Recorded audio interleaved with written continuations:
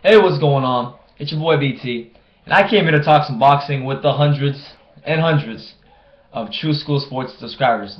Now, they don't call him the Miracle Man for nothing. They don't call him that's not a nickname he just got. Daniel Jacobs. If you don't know, if you didn't watch, let me be the first to inform you that he knocks out Peter Quillin in less than 90 seconds. We didn't expect that.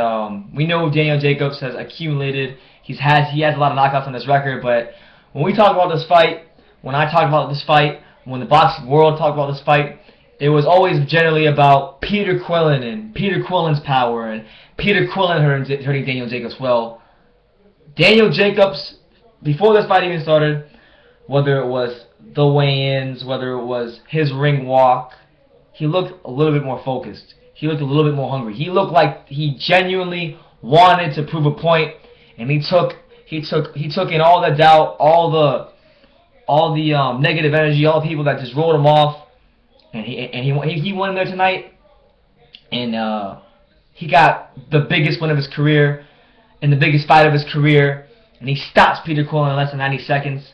Very Ronda Rousey-like, if you ask me.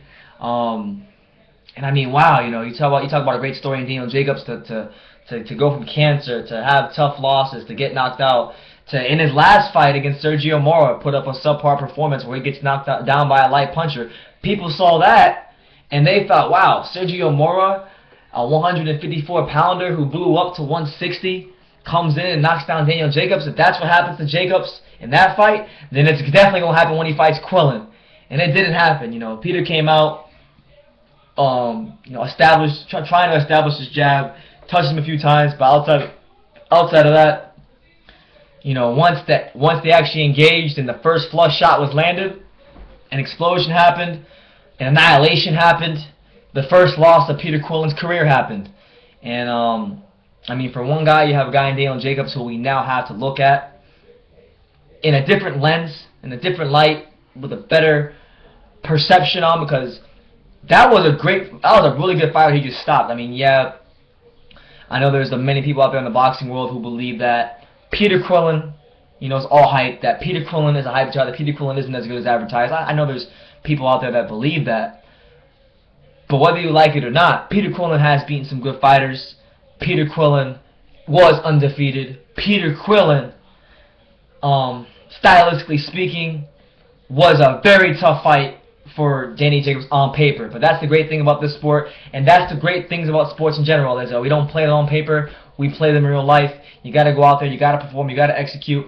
And one guy came into the ring, one guy did it in Daniel Jacobs, and the other guy, he really left the goose egg in Peter Quillin. So, I mean, look at the landscape now, the middleweight division.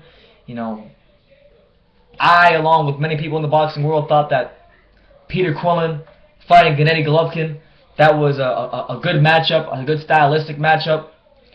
That's probably out the window now. Daniel Jacobs has a huge win now. So you think, wow, Daniel Jacobs has a title. He's coming off a huge win.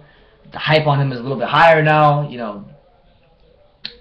It's not out of the realm of possibility that he could fight a Gennady Golovkin. Now that would be a hard fight to make because Gennady's on HBO. Daniel Jacobs is on Showtime, and he's an Al Heyman, I believe, too. So that might be a hard fight to make. But I mean, wow! I mean, the landscape of the middleweight division has changed drastically tonight. Gennady's the kingpin. You got Andy Lee in the mix, and then Daniel Jacobs. We called him a paper champion. A lot of people call him a paper champion, but he proved to not just himself, but the world that he was not a paper champion. And he went in there and he destroyed a very confident, a very game, a very well-prepared fighter, Peter Quillin. Beat him down to the point where Peter Quillin didn't even know who he was, couldn't even stand up straight. For Peter Quillin, tough loss, first one of his career. We are now going to find out a lot about Peter Quillin, just as we will find out a lot about a guy who got upset last week in Amir Imam. These are two guys who are very highly regarded in the sport of boxing. Peter Quillin suffered his first loss, and they always say you learn more in defeat than you do in victory. And now we're going to find out what Peter Quillin is really made of.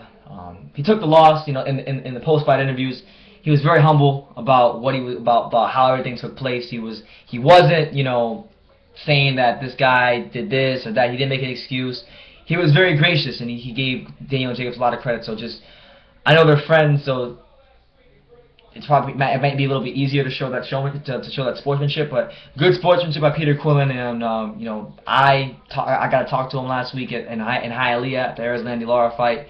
He was very gracious with his time then. He's a very humble guy. I have gained a lot of respect for Peter Quillin, and I hope to see him in the ring. I hope to see him doing great things in the future. Hopefully, fighting his way back into the top of the middleweight division. But it's not his night tonight. It's Daniel Jacobs' night. It's the Miracle Man. It's something to celebrate. It's a great story. It's the kind of story you can write a movie script about. A man who had cancer, who was told he was never going to walk again, who was never going to be able to box again, who was never going to be able to do the thing he loves the best again.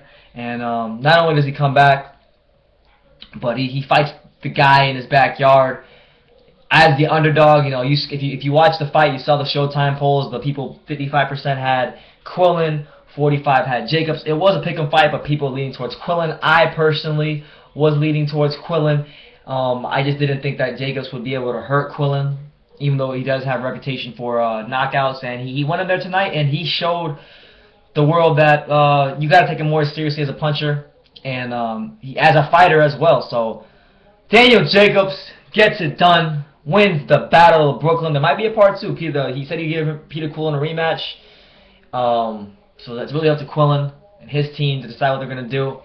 You know, we got Billy Joe Saunders and Andy Lee coming up very soon, so maybe Daniel Jacobs fights the winner of that. You know, there's the David Lemieux of the world out there on the table for him. You know, there's Golovkin still. There's a rematch with Quillin. So there's some good fights with Daniel Jacobs, and it's going to open up a lot of opportunities for him. So I'm happy for him. I'm happy for anybody in boxing who's doubted, who's written off, who people don't want to give a fair shake to, and show the world that they aren't what you thought they were. And Daniel Jacobs did that tonight in the less than 90 seconds that he was in the ring with Peter Quillin. So, I mean, wow, it's been a great 2 weeks of boxing. Upsets everywhere. You know, we had Tyson Fury beating Vladimir Klitschko last week to become the lineal heavyweight champion. That was great. That was great. The heavyweight division is hot again. We had Amir Imam, another guy I interviewed, getting stopped by Adrian Granados. That was a huge upset, probably the upset of the year. And then we had Peter Quillin getting stopped by Daniel Jacobs in another upset. So upsets galore. You know, maybe I am jinxing these fighters. You know, the 2 guys that have gotten stopped in upsets I've interviewed in the last month and a half. So maybe if you're a fighter out there, don't get interviewed by me, because you might wind up losing a big fight. But anyway, big win for Jacobs. Happy for him. And you know, hopefully Peter Quillin is okay. Hopefully we don't hear anything bad after the fights. You know, we did see Peter Quillin, you know, in a PBC fight. You know, I didn't see Peter get hit with any rabbit punches, but I'm saying you never know in boxing. Like, you can get hit now, look fine, and then an hour later we're hearing about how some dude's in a coma. So hopefully Peter Quillin's okay. His faculties are in check, and he can go home with his family, rest up, re-strategize, come back stronger, and hopefully we'll see him in the ring soon. But Daniel Jacobs scores the first round knockout, the 14th of his career. If you watched the fight tonight, let me know what you guys think. Comments down below, all that good stuff. Like, comment, share, subscribe, do all of it. And until next time, take care, guys.